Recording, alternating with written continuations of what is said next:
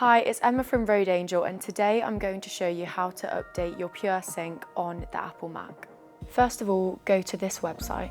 To find out which firmware updater you need, click on the Apple logo at the top left corner of the screen, click About this Mac.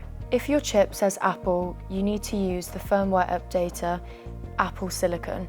If your chip says Intel, use the firmware updater Mac OS Intel.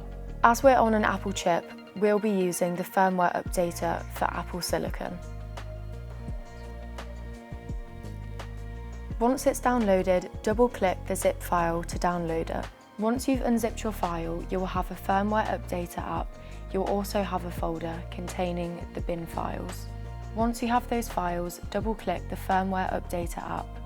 Once you've opened the app, you need to select the firmware for each section. Make sure that you match each firmware to the corresponding file. Once you've selected your files, you need to connect your device via USB. Once it's plugged in, click Allow Accessory to connect. Once all of this is done, click Start Update.